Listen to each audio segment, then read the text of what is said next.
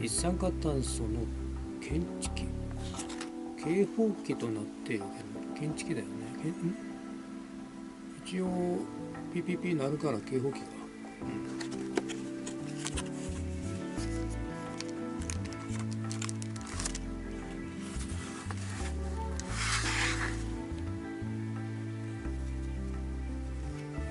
サイズはこんなもんだ。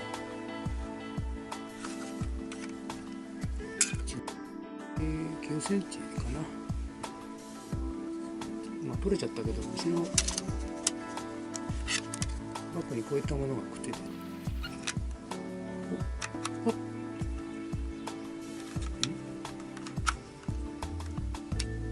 ちょっと甘いんだよね。ちょっと引っかかりが甘いの。あ、引っかかった。カチンというまではめ込まないと簡単に外れちゃうね。ほら、この状態にしないとダメ。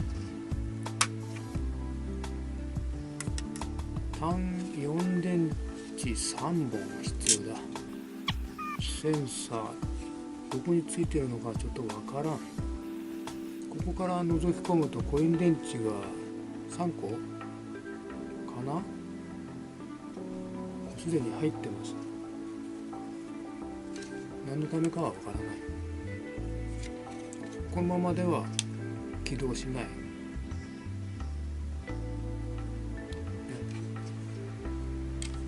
単4電池を入れないと起動しない。見てみましょうか。単4だよ。青。Welcome to use our voice carbon monoxide detector. Testing. Please wait 2 minutes.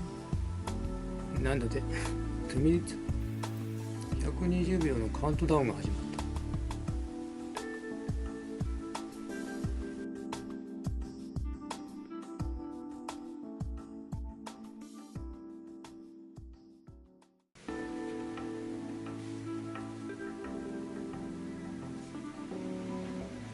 ゼロになった。0ppm となってます。これで作動中。どうなんだろ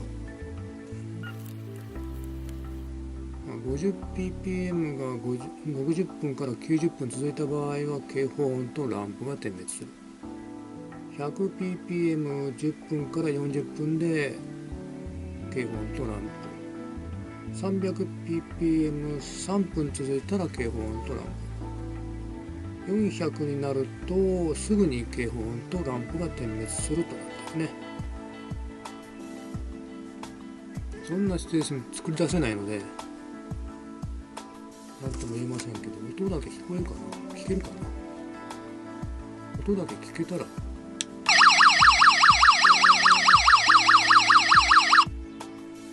だってこれが警報音。火を使う場所キッチンだろうね。と暖房ストーブなんか使ってる場合はこれ設置しとくといいかもしれない。完全燃焼なんかしておりますと一酸化炭素発生していますから。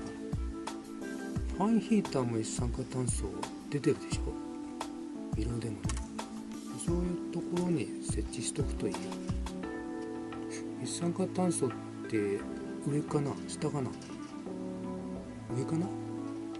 どちらか調べて上に設置するか下に設置するか考えて使ってくださいませ。